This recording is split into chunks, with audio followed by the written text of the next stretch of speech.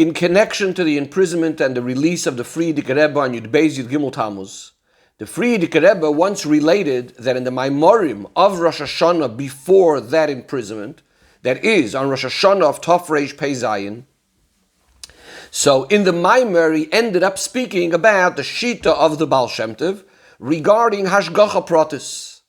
That Hashgacha Pratis is also on the Doimeim, on the inanimate, on Seimeach, on the plants, on Chai, on animals, and on every single detail in the world. Even though this particular idea about Hashgacha Pratis didn't really have anything to do directly with the Maimer itself, and nevertheless this ended up coming up in the Maimer. And said the Friedrich Rebbe that if not for this, he doesn't know whether he would be able to manage, to be able to tolerate the suffering and be able to go out of prison. So in this Sicha, the Rebbe is going to discuss, first of all, which aspect of the Friedrich Rebbe's, what was it about the jail that he wouldn't have been able to tolerate? That's number one thing the Rebbe is going to be discussing. And also, which aspect of the Shita of the Baal Shem Tov is what helped the Friedrich Rebbe be able to tolerate it.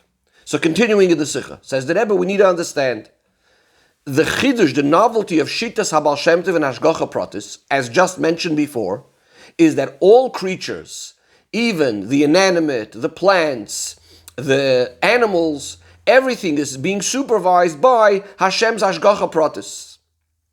But the Hashgacha Pratis on people, on human beings, this is something that everyone agrees to. This is something that everyone admits, even without the Chidush of the Baal Shem Tov. This is especially so when we speak about the Yidden, who are Am Kroive, the nation that is close to Hashem. Even more so when we speak about Yidden that are Shomerei Torah mitzvahs, and how much more so when we're discussing the leaders, the Manhige and the Siyei Yisrael, someone like the Friedrich Rebbe, which their inyanim are noigeya, they're relevant to, they impact Klal Yisrael. So regarding them, it's obvious that everything concerning them is b'hashgacha pratis. So the question is, why is it that for the imprisonment of the Friedrich Rebbe, he specifically needed the Shita of the Baal Shem Tov in regards to hashgacha pratis? The Rebbe says the question is even more. Why is it, in regards to the imprisonment of the Friedrich Rebbe, why is the whole concept and emphasis of hashgacha pratis even relevant at all? Seemingly, the whole imprisonment was all to do with the fulfillment of Torah and mitzvahs. The Friedrich Rebbe is arrested because of spreading Torah and strengthening Yiddishkeit, with carrying out the mission of Hashem. So therefore, in this case, it's obvious that anything concerning this, concerning spreading Torah and Yiddishkeit, including the things that were happening with the Friedrich Rebbe as a result, are obviously connected with the Rotzoin, with the will and the intention and the Hashgacha of the Eibishter. So why do we even have to focus specifically on the concept of Hashgacha Pratis over here? Again, this is a much more general idea. This is something directly doing the Eibishter Shlichus. Says the Rebbe, on the simple level we could say that what the Friedrich Rebbe means to be able to tolerate the suffering and to go out of jail is that since in the Maimer was being discussed the concept of Hashgacha Pratis, so this helped the Friedrich Rebbe feel that all of the suffering of the jail was b'hashgacha pratis. It's all coming from Hashem, and therefore he's able to tolerate it. But the Rebbe says if that's the case, it's seemingly completely not so smooth, not understood, because if anything, what should have been then the emphasis should have been not the idea of hashgacha pratis so much, but rather more on the concept of appreciating and remembering and feeling that ein ra yored mul maila, that nothing bad comes from Hashem. And similar Maimori Razal, and as it's explained in Tanya, in very in detail, the way how to be able to overcome and tolerate suffering and pain, to the extent of being able to accept it willingly and besimcha, and as he brings over there the concept of what Chazal say, Kashem shemavarech ala toiva, that just like someone blesses on the good, he's supposed to bless on the opposite. And as the Gemara explains that, meaning that he's supposed to accept it all besimcha, seemingly that should have been the focus. In fact, says the Rebbe, The reason why the Frierdiker Rebbe does not mention this idea of Ein Ra Yored Mol Maila as a means to be able to help him overcome the suffering of prison, says the Rebbe, that's actually very understood. Because the Frierdiker Rebbe's whole inyan was completely devoted, completely given over to Hashem and to Torah and mitzvahs in a way that his own mitzias, his own existence, was sort of almost like irrelevant, completely insignificant. And therefore it's self-understood that his suffering, his gashmi, his dika suffering, would have never caused a situation that he shouldn't be able to tolerate it just because it's difficult. In other words, he's not thinking about himself at all. And therefore it's not even coming into the conversation about bad happening or not bad happening. But if that's the case, then the question becomes, then why is the Frierdiker Rebbe emphasizing this idea of being able to tolerate the suffering of the imprisonment? And on the contrary, says the Rebbe, since the imprisonment with all of its suffering are as a result of his avodas hakodesh and spreading Torah and strengthening Yiddishkeit all over the country, as it's known from everything that was going on those days. So if anything, it should have brought out in him, on the contrary, the opposite, it should have brought out within him a tenuah of simcha. In other words, he should have been rejoicing for the fact that he was zoicha to this avodah, to this level of mesiras nefesh, to the extent that he's even having to suffer and the fear of death for so many days. That should be bringing out within him a simcha. Similar, says the Rebbe, like we find by Rabbi Akiva, that when he was zoicha to Kiddush Hashem, as the Gemara tells us, so at the same time as he is being moiser nefesh with the greatest amount of physical torture and suffering, at the same time Rabbi Akiva is actually feeling a sense of pleasure, of delight, that he's being zoicha. He's finally coming to that which, as he describes, Kol Yomai Hayisi Mitztair, my whole life I was in pain, or I was troubled of when I would finally have the schus to be moiser nefesh for Hashem. So we need to understand, why would the Frierdiker Rebbe even be bothered by this sort of suffering or being imprisoned? Says the Rebbe, we can explain it in the following way. The Frierdiker Rebbe explains in his Maimorim the difference between the mesiras nefesh of Rabbi Akiva and the mesiras nefesh of Avraham Avinu. Rabbi Akiva, as just mentioned, said, Kol yomai hayisi mitztar, my whole life I was bitzar, I was in pain, I was troubled of Mosai Yavin Liyadi V'Akaimenu. When would I have already this opportunity to be moiser nefesh to Hashem? In other words, if we look at Rabbi Akiva, he is looking for, he's searching, he's making this as a goal to have mesiras nefesh in its own right, because of the preciousness, because of the greatness of what mesiras nefesh is. That through mesiras nefesh, one obviously comes to such a great, tremendous level of connection and oneness with Hashem. That's Rabbi Akiva. Contrast this with Avraham Avinu. Avraham Avinu was not looking for mesiras nefesh as an end goal, as a purpose for itself. Avraham Avinu's inyan was to publicize godliness in the world. Vayikra Sham b'shem Hashem keloilam, the pasuk says, he called out in the name of Hashem. And as Chazal tell us, Al Tikra Vayikra doesn't only mean he called out, Ela Vayakri, he made other people call out in the name of Hashem. So Avraham Avinu was so devoted, so dedicated to his avodah of publicizing Hashem, publicizing godliness. If there needed to be mesiras nefesh, so obviously that wouldn't have gotten in the way at all. He was prepared for mesiras nefesh as well, as he did. So now, the difference between Rabbi Akiva and Avraham Avinu, in the case of Rabbi Akiva, since he made mesiras nefesh as a goal, this was an ideal, it's an end in itself, so he has pleasure. He's having delight from the fact that he's suffering and having mesiras nefesh, because finally he has what he was looking for, to have mesiras nefesh for Elikus. But what about Avraham Avinu? By Avraham Avinu, it's the other way around. If he's being locked up in prison, he's having tsar because of this. He's in pain because of this. Because while he's in prison, he actually cannot be doing the avodah of publicizing godliness in the world. Says the Rebbe, the same thing is true by the Frierdiker Rebbe, the Baal HaGeula. So if we would be speaking about his own shleimus, his own perfection, what's good for him, so then this sort of situation, to be able to have the greatest Mesiras Nefesh, avoid of Mesiras Nefesh, to the extent of physically suffering in his body, of course that would have caused a tremendous simcha.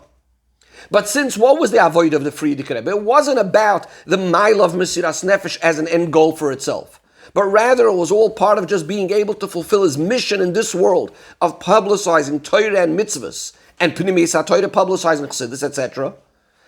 And he was so dedicated to this, to the extent that nothing is going to get in the way, nothing is going to stop him, even if Mesiras Nefesh is demanded. And the Rebbe says that at every single time, in every single step of his avodah, as we saw clearly throughout his whole Messias, especially at that time and that place before the imprisonment, that the Friedrich Rebbe had such tremendous Mesiras Nefesh. So it's understood why he had such great tsar then being in prison. Why? Because again, even though on the one hand he could be elevated to a much greater level, but he's having the tsar, he's having the pain and the suffering, because as a result of the imprisonment, as a result of the suffering that he's going through, this is stopping him from being able to carry out his mission to bring Yidden closer to Hashem and to his Torah. Says the Rebbe, well, we still need to understand. The Rebbe says, this great work that the Friedrich Rebbe worked on in spreading Torah and strengthening Yiddishkeit, obviously the Friedrich Rebbe did it not only because this is his shlichus, but clearly because everything that he's doing, this is the Kavanah Elyon, this is what Hashem wants to happen.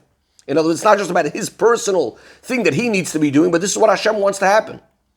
If that's the case, since the imprisonment is obviously not his fault, chas v'shalom, it was all as a result of his spreading Torah in the most perfect way, spreading Yiddishkeit in the most perfect way, with the greatest amount of Mesiras Nefesh.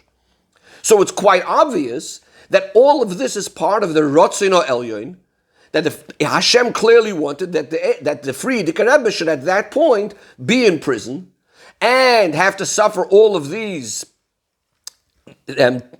suffering that he had, Rahman al-Islan, in prison. So all of this is obviously part of what Hashem is doing, part of Hashem's plan. So if that's the case, we're back to square one. The question returns now, then why is he Bitzar if he clearly knows that this is all part of Hashem's plan? Says the Rebbe, the explanation is, in the avodah of a neshama in carrying out the shlichus of Hashem in this world, there could generally be two ways. And the Rebbe gives an example in regards to regular human beings, in regards to worldly things. A person goes and does work, and this could be in two ways. One way is that he's doing it as a hired worker. He's an employee. That means he's completely dedicated to do his job faithfully, to the extent that it could even be that he's doing it shaloi al manas l'kabel pras, maybe not even to get reward and payment. But nevertheless, the bottom line is he is working for someone. It's not his own personal thing. It's not his business. Obviously, it's quite different when the work is being done by the balabayis, by the boss, by the employer himself. Where here we're speaking about something that matters to himself. This is his own business. It's his own thing.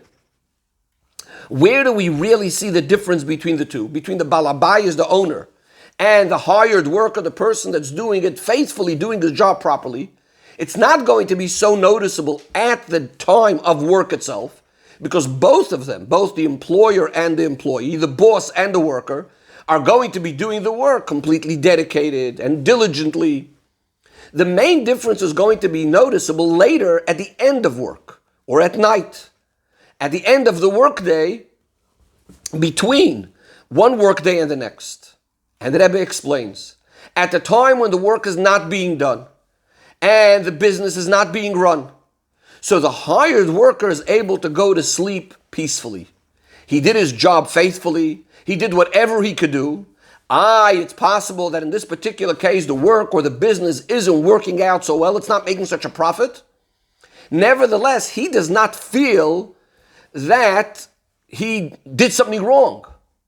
He doesn't feel that he needs to do anything about it. He needs to help out in any single way. He has his conscience is clear. Whereas the balabayas, in this sort of situation, he totally cannot sleep. He cannot have peace and tranquility as long as the business isn't running properly. Says the Rebbe, the same thing is true in regards to neshamas. And there's two ways of how one could carry out the kavanah, the intent of Hashem, in one's shlichus in this particular world. One way of avodah is that a person is completely dedicated to do the shlichus, and he's not doing it for his own benefit and for his own perfection. Yes, he's doing it only for Hashem, and he's doing it even to the extent of mesiras nefesh, even having mesiras nefesh. But when one did everything that he can, he does everything that he is feasible and possible, practically, and he doesn't see any possibility to do more, so then there's no way that he's going to have tsar, he's going to be upset about it. Because we know there's the concept oines rachamona patre, and this is even more so. If even oines rachamona patre, if a person, even if he has an oines that it's something out of his control, then the Torah, Hashem, exempts him from doing the avodah. Especially this person, he went completely beyond the call of duty, he did everything. Especially that when he knows that everything is b'hashgacha, everything is by divine providence, and this itself was clearly made by Hashem, and that it should happen in this particular way. In other words, so this person that did everything, not only according to the ability that he was able to have, that he had, but also as much as it was possible to do anything about it at all. He did everything within his capability. And again, this is all b'hashgacha pratis, whatever he's able to do. So therefore, there's no reason and there's no need to be upset about it. But when we have a yid that's so connected and so one with Hashem, that the rotzen and the kavanah of Hashem becomes his rotzen, it becomes his desire, it becomes his intention, then his avodah is not only in a way that he's carrying out the shlichus for Hashem, but rather he senses and he feels that the avodah is his own personal thing. And furthermore, it becomes his whole metzius. And this is why, says the Rebbe, in this particular case, even if a person does everything that he's able to do, but if the matter didn't poil mamish get accomplished, or didn't get accomplished fully, so the person feeling as the balabayis himself is going to be very much bitzar, very much in pain because of this. And the Rebbe goes on now to tell a story that illustrates this point. The Rebbe says it was at one of the Asifas HaRabbonim in Petrograd, a gathering of rabbis, a convention of rabbis in Petersburg in the time of the Rebbe Rashab, the father of the Baal HaGula, the father of the Frierdiker Rebbe. These Asifas, these gatherings, were in connection with the fact that the government at the time was demanding that the Rabbonim and the teachers should have a certain amount of education in secular studies. Now, it's obvious that all the G'dolei Yisrael were very, very against this Gzeira. However, the ministers in government were warning that if the Rabbonim are not going to give in, if they're not going to accept this decree, then chas v'shalom, they're going to carry out pogroms against the Jews. The Rebbe Rashab was at this meeting. The Rebbe Rashab spoke some very, very sharp words, and by finishing those words, he actually fainted. But because of the harshness, the sharpness of his words, as well as the words of protest against the government for the fact that they're threatening with these pogroms, so the Rebbe Rashab was put under house arrest. Now, eventually, when the Rebbe Rashab was released, one of the Rabbonim went into the Rebbe Rashab, and he saw that he was sitting and crying. So he said to the Rebbe Rashab, "Lubavitcher Rebbe, why are you crying? We did everything that we possibly can." So the Rebbe Rashab responded, "Aber der Inyan hat sich nicht abgetan," but the matter wasn't achieved. So this is the same point we're bringing out. In other words, you did everything you can, but by some people there's this feeling that even if you did everything you can, if your whole kavanah is just Hashem's kavanah, the matter wasn't accomplished. Says the Rebbe, the same thing is true with the avodah of the Frierdiker Rebbe, the Baal HaGula. Being so permeated with the rotzen and kavanah elyono to publicize Torah and mitzvahs, to make the world a place for Hashem. So if his avodah is right now being halted, being paused, because he's right now sitting in prison, and the continuation of all of this work is standing in danger, Rachmana litzlan, this is causing the Frierdiker Rebbe tremendous pain, tremendous suffering. The Rebbe says more than this. By first prefacing, it's known the pshat of the pasuk. Va'ish Moshe onav ma'od mikol adam asher al pnei ha'adama. The Moshe was the humblest man from all people on the face of earth. And what does this mean? So it's explained that it doesn't mean that Moshe did not know his milos, his special qualities. Moshe knew his qualities. That's why he's the one that got Torah Misina, because of his special qualities. He's the one that takes Yidden out of Mitzrayim, etc. Says the Rebbe, on the contrary, what it means is his anava, his humility, was from this itself, that he knows about his great qualities. And what he's thinking about is that if somebody else would have had the same abilities, the same potentials, the same quality as himself, Moshe thinks to himself, somebody else with these same qualities would have achieved even more than I achieved, as explained elsewhere at length. Says the Rebbe, in a similar way, the Frierdiker Rebbe surely knew his own koiches. He knew the value of his own koiches. And that's part of what one needs in order to be able to use your koiches properly. You have to know your koiches. He also knew that the success in the avodah of spreading Torah and strengthening Yiddishkeit needed to be done by the Frierdiker Rebbe himself. That somebody else would not be able to carry out the mission in the same way. And therefore we can understand how much the imprisonment is going to cause tsar and agmas nefesh, because he, the one that could do it best, is not able to carry out the mission right now. And the Rebbe again compares it to Moshe Rabbeinu. Says the Rebbe, we find by Moshe Rabbeinu that after Hashem decreed that lo yisaviu es hakol hazeh, you're not going to be able to bring the people into the land that I have given them. So we know that Moshe Rabbeinu was in great pain over this, and he davened many, many tefillos to ask Hashem that he should be able to bring the Yidden into Eretz Yisrael, to the extent that it says that Hashem said that people are going to say, "Ha-Talmud, kamos sarvon," that how much is this Talmud sort of refusing to accept and the decree and keeping on just begging again and again. But again, well, why was Moshe Rabbeinu doing this? So it says the Rebbe, it's clear that his intention was not because of his own personal benefit. Rather, his desire to go into Eretz Yisrael was, as is the case for an Eved Neman, someone who's considered most faithful servant of Hashem, he only wants to go into Eretz Yisrael in order to be able to fulfill and to manage to do Hashem's shlichus in the most perfect way, which was all for the benefit of the Yidden. How does this work? Because Moshe Rabbeinu knew that the fact that eventually there is going to be a Churban Beis HaMikdash and the Yidden are going to go in Golus is all connected with the fact that he, Moshe Rabbeinu, is not bringing the Yidden into Eretz Yisrael, rather it's Yeshua bringing in the Yidden into Eretz Yisrael. And this is why he was davening so much to go into Eretz Yisrael, because Moshe wanted to bring them in so that if he brings them in, it would be in a way of an everlasting stay in Eretz Yisrael. That Eretz Yisrael would last forever, and the Beis HaMikdash wouldn't be destroyed, and there wouldn't be the subjugation to other nations and governments, etc. And it says that, so therefore the point is that the Frierdiker Rebbe, in the same way, his pain is over the fact that if he's in prison, the work can't be done in the best way. Says the Rebbe, but it's still not understood. Since everything is b'hashgacha, so b'kavana of the Eibishter, and the tachlis of kavana of the Eibishter is that through spreading Torah and strengthening Yiddishkeit, Elokus will be revealed in the world, till finally the whole world will be a dira, a place for Hashem. And since all of this certainly will be carried out, so that itself should tell us, obviously, that even the imprisonment itself is not so that chas v'shalom, the avodah, should get weaker, but clearly it's in order to bring out the opposite, that there should be a greater measure of spreading Yiddishkeit as a result of the prison.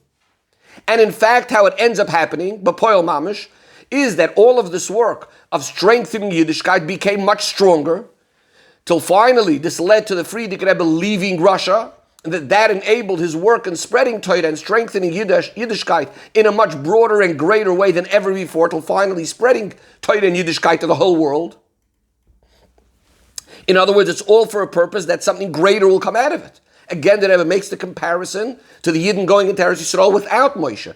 The Rebbe says, similar to the way it was then, that even though practically they didn't go in with Moshe Rabbeinu, but rather with Yeshua, and therefore there was able to be a Churban and a Golus, but ultimately it was for the benefit of the Yidden, because that accomplished that all of the Giluyim that are going to be when Mashiach comes are all drawn down as a result of the Avodah of Yidden. And that therefore the Giluyim of La'asid Lavi are in a much greater way because it comes through the Avodah of Yidden. Not in the way it would have been just if Moshe Rabbeinu took them in right away.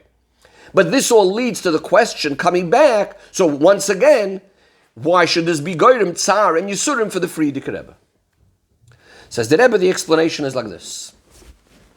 Since during the time of the imprisonment itself, yes, it's going to lead later to greater things, but since during the time of the imprisonment itself, it was a time of helam v'hester, of concealment for the avodah of afatzas HaTorah, which is not able to be accomplished, even in a way similar to the way it was before the imprisonment. It's obviously right now even much less. So that itself is the most painful thing. This itself is the most hurtful thing. And not only is it mitzar, does it cause pain because of the situation of the Yiddish and neshama down here, but also a tsar kavayachol l'mayla, so to speak, to Hashem, because of the bottom line is that right now there's a situation of the opposite of Gili Elikus. The Rebbe compares this similar to a known concept regarding the tzimtzum.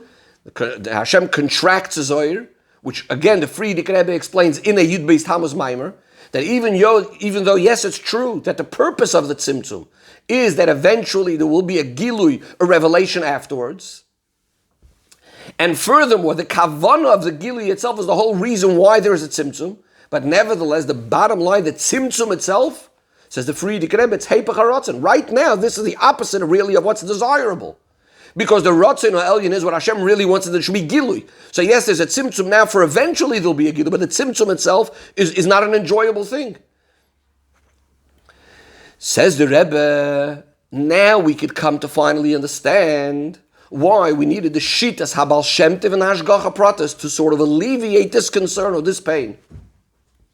We said that the Shita of the Baal Shem Tov Hashgacha Pratis is that the Hashgacha Pratis is on Doimim, Tzomeach, and Chai, and every single detail of every single type of thing, and every down to its last little detail, and how this specifically helps the Frierdiker Rebbe to manage, to be able to tolerate and finally go out of prison. What does the Frierdiker Rebbe mean by this? What was this about the Shita of the Baal Shem Tov that helped him? Says the Rebbe, the pshat is not the actual thing, as we thought originally, the fact that there's Hashgacha Pratis even on Doimim, Tzomeach, Chai. But rather, the chidush that comes out from the Shita of the Baal Shem Tov, once we understand this way of how the Hashgacha Pratis is on Doimim Tzomeach Chai, how this impacts now regarding the Hashgacha Pratis on the human being, on the person. What is the Shita of the Baal Shem Tov? Says the Rebbe, that the Frierdiker Rebbe explains in one of the Yud-based Tamuz Maimorim, that the idea of Hashgacha Pratis, according to the way the Baal Shem Tov explains it, doesn't only mean that every single tiny movement of every creature is b'hashgacha pratis from Hashem, but much more than that. Every movement of every specific creature is relevant to, has an impact on the whole general intent of Hashem's creation. In other words, even the movement of one little blade of grass is complementing or is completing the kavanah elyoina, Hashem's intent in the whole creation. So every tiny movement of every creature is part of the whole kavanah of Brias Olam. Says the Rebbe, if that's the case, this brings us now how much we can now so much more appreciate of how the hashgacha is on a person. And the Rebbe explains, even according to those that hold that hashgacha pratis is only on the human being, and regarding doimim tzomeach chai, there's only a general hashgacha, what's called hashgacha minis. There's a hashgacha on the general species, but not on each individual creature within that species.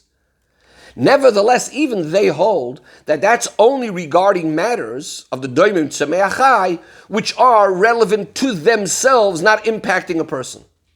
But in the case of a particular item, a particular creature of the doimim tzomeach chai, which somehow has an impact on the person as well, so they also hold that there will be hashgacha in regards to that detail. In other words, what they say is that Hashem won't, let's say, decree on particular fish that they should die or live. But Hashem will say that this particular person will have parnasa from catching these fish or whatever it is. So some fish will obviously die because of this person needing to catch them. Or, take it a step further, there will be hashgacha on the persons. If a person has animals, then there will be Hashem's hashgacha on the person's animals, because this is directly impacting the person. So for example, if this person's ox will get fat, or if his jug will break, etc. According to this shita, what comes out is that the idea of Hashgacha Pratis is particularly on the person because he is the tachlis, he is the purpose of all of creation. As Chazal tell us that the Bereshis, it's Bishvil Yisrael, the world is created for the Yidden that are called Reishis, but therefore the Hashgacha Pratis will be on all aspects of the person, even if it is something of Doimim Tzemei Achai.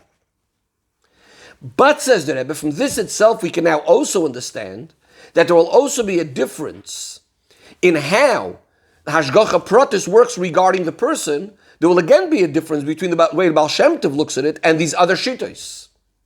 And that is, in those aspects of the person where you could clearly see the mila of the person, in other words, the point for which a person is considered the purpose of creation, in those areas, clearly the Hashgacha Pratis will be in a much more revealed way.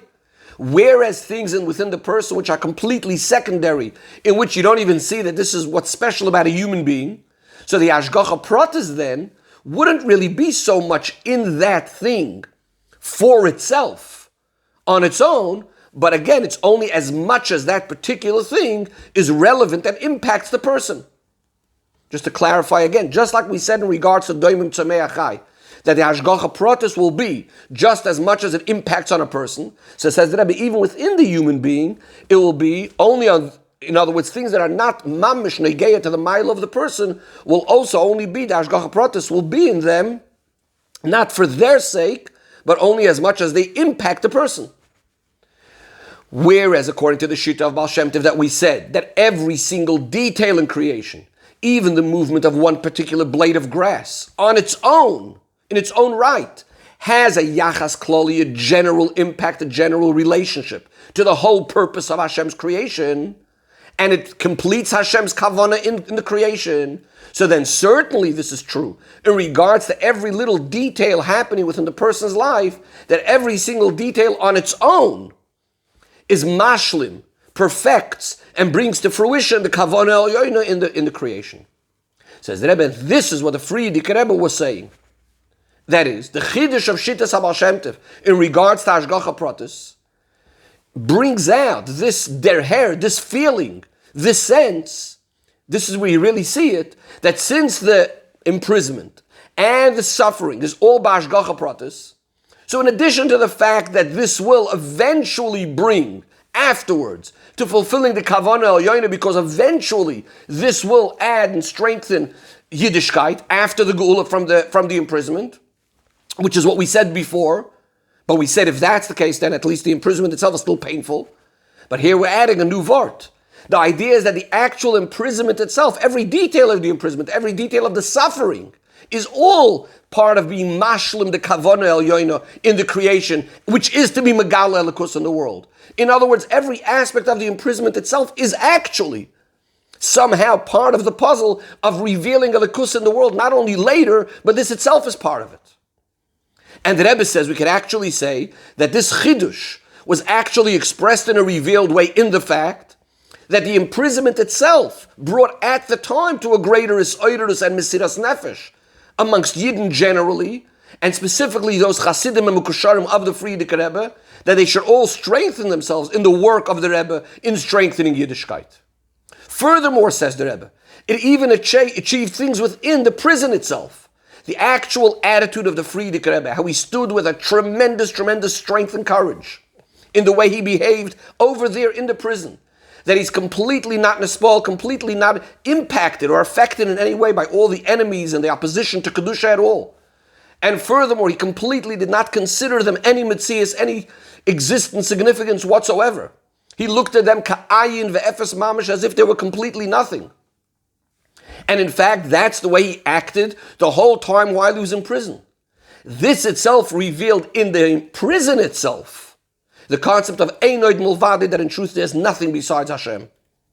And this really achieved the bittul, even on these people, that they themselves had to eventually free the Frierdiker Rebbe, as discussed many times at length. And the Rebbe concludes and says, we know that Hayamim O'elin is Karim V'Nasim, that everything that happened back then repeats itself again. And also we know Basa, Reisha, Gufa, Ozel, that the body follows the head. So the conduct of the Frierdiker Rebbe that he related is a Heirah and a Sinas Koyach to the avoid of every single Yid. First and foremost, says the Rebbe, we need to know that absolutely nothing could get in the way and disturb and block and hold back someone from carrying out the shlichus of the Rebbe in spreading Torah and strengthening Yiddishkeit.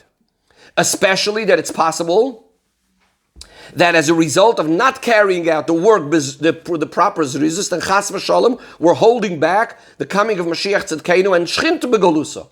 On the other hand, we have to know that no matter which situation a person finds himself, even when there's chas v'shalom, seemingly no possibility that he should do anything in spreading Torah and Yiddishkeit and Chassidus, nevertheless, one should never give up chas v'shalom. One always needs to remember that everything is b'hashgacha pratis.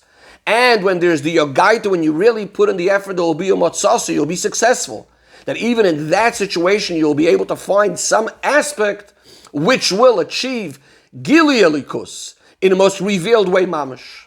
And through this soif, we are poiled that the avodah should be in a way completely revealed, which will be bezrizus, bias Mashiach Tzedkeinu, nigla kveid Hashem, Hashem's glory will be revealed, v'ro chol basar yachdav kipi Hashem diber, all flesh will see together the word of Hashem.